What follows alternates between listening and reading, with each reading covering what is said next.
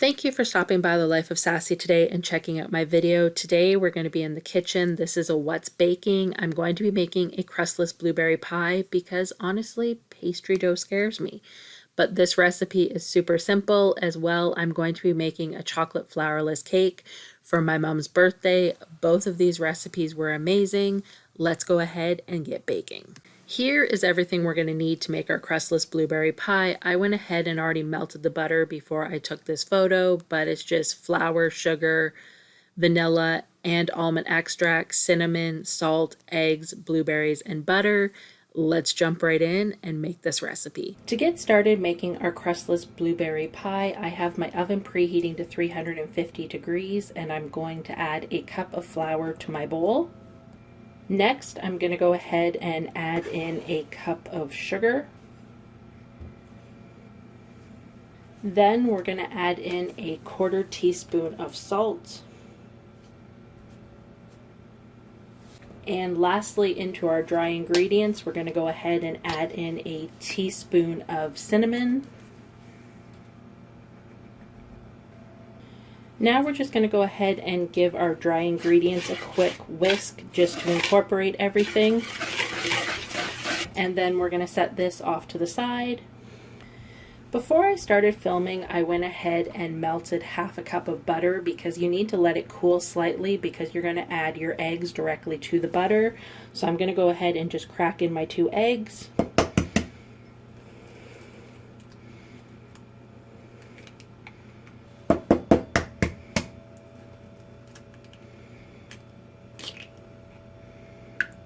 I probably should have used my 2-cup measuring cup. I didn't realize just how much volume 2 eggs would add, but now I'm going to go ahead and add a teaspoon of vanilla.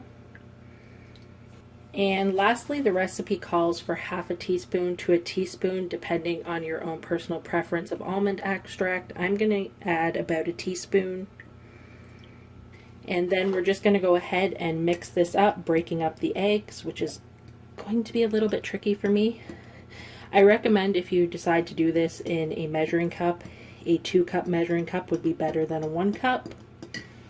Now that I have all of my wet ingredients mixed together, I'm going to bring back my dry ingredients and just pour my wet ingredients on top. And now I'm just going to take a spatula and mix this all together. Now your dough is going to be really, really thick. Don't worry, that's exactly what's supposed to happen. Next, we're going to go ahead and add in about 2 cups of blueberries. Now that I've added my blueberries, I'm just going to go and mix them in.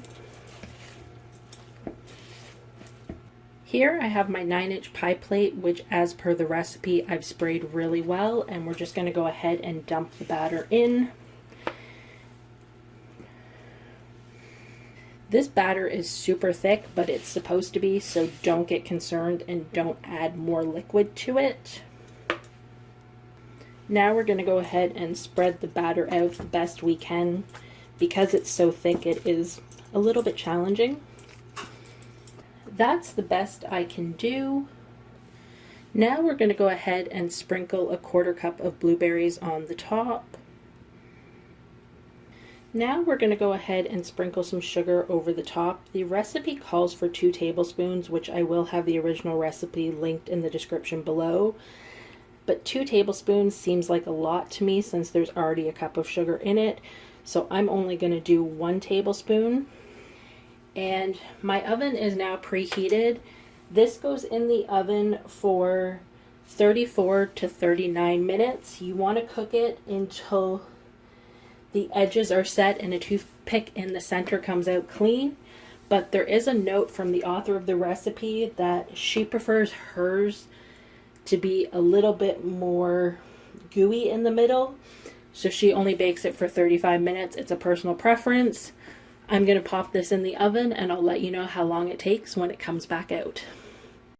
Here is my crustless blueberry pie. It just came out of the oven. Mine actually only took 30 minutes. But I do have a convection oven, so most things in my oven do tend to cook a little bit quicker, but I checked it with a toothpick. The toothpick came out clean, so there we have it, the crustless blueberry pie. Here is a bite of the Crustless Blueberry Pie. I just wanted to show you the texture. It does have a bit of a cakey texture, but I know when you say Crustless Blueberry Pie, you're probably thinking, what is this going to be? I was the first time I made it, but we love this recipe. I've made it with blueberries, strawberries, and cranberries. There are a few slight tweaks depending on the fruit, but it is an amazing recipe. I hope you give it a try. Here is everything we're going to be using to make our flourless chocolate cake. Please note, I did mean to put out unsalted, not salted butter, so I will swap that out. But we just need chocolate chips, vanilla, cocoa powder, butter, eggs, whipping cream, salt, and some sugar. Let's dive right in and make this recipe. Today I'm going to be making a chocolate flourless cake. Now this is for my mom's birthday, and I'm going to be honest. She always says nobody makes her a cake for her birthday, and it's true. Because she used to make, decorate, and teach cake decorating, and that just isn't my forte. So today we're going to try this flourless chocolate cake. To a microwave safe bowl, I'm adding half a cup of butter. And to my half a cup of butter, I'm adding in 1 cup of semi-sweet chocolate chips. Now we're going to put this in the microwave and microwave it at 30-second intervals until the chocolate and butter are melted. I'll be back when that happens. My chocolate is microwaving. Now I forgot to mention that we need to preheat our oven to 350 degrees. I just turned mine on. And now what I'm doing is cracking 3 eggs into this bowl because we need to beat them before we add them to the mixture. So I'm going to do that while my chocolate is in the microwave.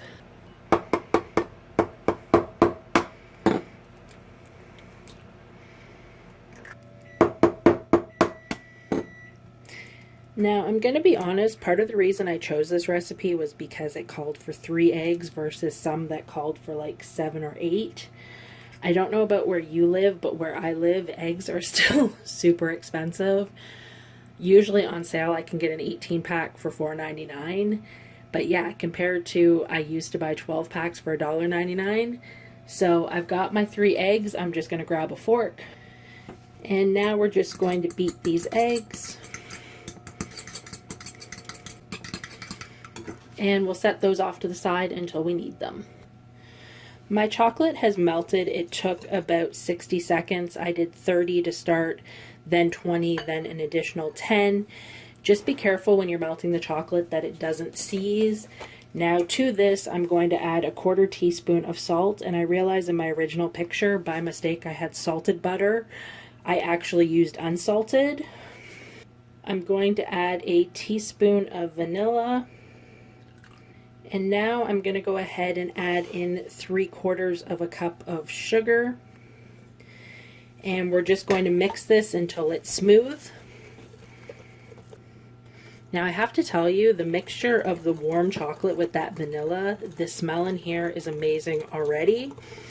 Now that I have that combined, I'm going to go ahead and beat in my eggs.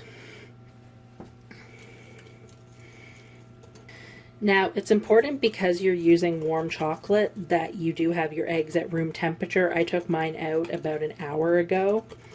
If you forget to take them out, just put them in a bowl of warm water for 10 to 15 minutes, and that will bring them up to room temperature.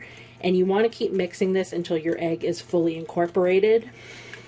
Now the good news is, since there's no flour in this, you don't have to worry about over mixing it. Now I'm just adding half a cup of Dutch processed cocoa powder, and it says to stir until just combined. I think I'm going to move to a spatula for this because the whisk just doesn't seem to be achieving what I need. So I'll be back in a second as soon as I finish scraping off my whisk. Okay, let's see if I can get this all incorporated now. That was a little bit more work than I was expecting, but I'm going to push this off to the side and grab my pan. Here I have an 8-inch cake pan that I am going to grease with some cooking spray. And then it says to put a parchment round in the bottom. I buy these pre-cut from the dollar store, so I'm going to put that in. And obviously this is not an 8-inch round, but we're going to make it work.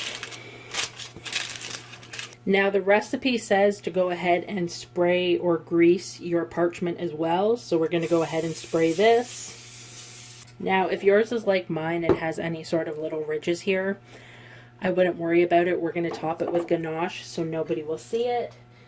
But let's go ahead and take our cake batter and pour it in.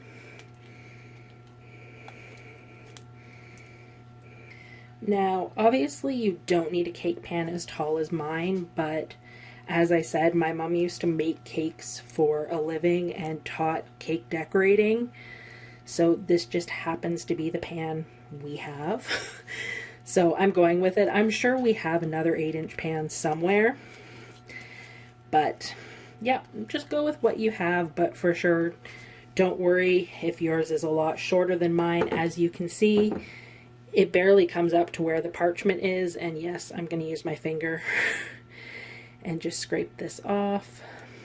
This is why I always cook and bake with clean hands. Oh, and my oven is ready, right on time, but this is why I always cook and bake with clean hands, because sometimes it's just the easiest thing to get the job done. Give me 1 second to wash and I'll be right back. And please ignore the water on my shirt. Apparently I cannot turn on the water today without soaking myself. I'm just going to shake this a little bit, and then, I'm sorry, this is going to be loud, but one trick I was always taught was just drop it on the counter a couple of times to even out the batter. Alright, that didn't move very much, but we're going to consider that all spread out, and now we're going to pop it in our 350-degree oven for 25 minutes. I'll see you back here in 25 minutes. My cake baked for 25 minutes. I put it on this cooling rack and let it sit for 5 minutes as per the instructions. Now it says to take a knife and run it around the edge of the cake, but I'm not a fan of using a knife in my cake pans. So instead I'm using this jar scraper. I've got to be honest, I never use this in a jar, but I use it all the time in baking. So I'm just going to go around the whole outside of the cake to make sure it is loose. And then you're supposed to invert it onto a cake plate. I'm going to be honest, we have tons of cake plates in boxes in the basement. I'm not going to go dig one out. I'm just going to use a good old dinner plate. So I'm going to go ahead and flip this over and hope, woohoo, there we have it. I'm going to take the piece of parchment off. We lost a little piece. I'm not going to worry about this because this whole cake is going to get covered in ganache. Now you have to let it sit and cool completely, so I'm going to leave this, let it sit for about an hour. At that point I'll come back and I will show you the ganache, but also it notes that you may get some cracking around the edges and not to worry about it. But yeah, I'm just going to leave this sit, let it sit for an hour, and we'll come back and we'll make the topping. To make the topping in a microwave safe bowl, I'm adding another cup of semi-sweet chocolate chips, and to this I'm going to add half a cup of heavy whipping cream, so I'm pretty well making a ganache. We're going to go ahead and put this in the microwave and heat it up until the whipping cream becomes hot and the chocolate melts. I'll be back in a couple minutes. My mixture has been in the microwave for about 50 seconds. I'm just going to go ahead and mix it and see if it's all come together or if it needs to go in again. My chocolate is smooth, so I'm going to go ahead and bring my cake over, and we're just going to pour it right on top.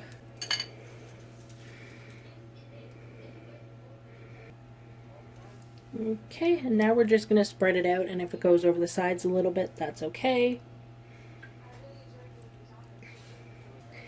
And there we have it, our chocolate flourless cake. One thing I forgot to mention, this cake needs to set up, so it needs to sit on the counter or in the fridge for a few hours to set up. I put mine in the fridge for about 2 to 3 hours and then let it sit on the counter for about an hour before we served it. I served ours with some homemade whipped cream, and I'm going to be honest, you need that whipped cream to cut the richness. This cake is amazing. It's more like a truffle. Highly recommend it, but remember, small slices and some whipped cream to cut that richness. But I do really hope you give this one a try. It was amazing. My mom told me I could make it again. just not too often because it is super rich. Thank you for stopping by the Life of Sassy today and checking out my video. I hope you try both of these recipes. That Crustless Blueberry Pie, I make that so often. It is such a great recipe to whip up if you have extra blueberries, and so yummy. And I feel like this Flourless chocolate cake will be on repeat in our house, but not too often. It is super rich, but it might become our go-to for those special occasions. If you enjoyed this video, please consider giving me a thumbs up. That just lets me know you like this content. And if you haven't already, please consider joining my YouTube family by clicking that subscribe button down below. Thanks again for stopping by, and I hope you have a wonderful day.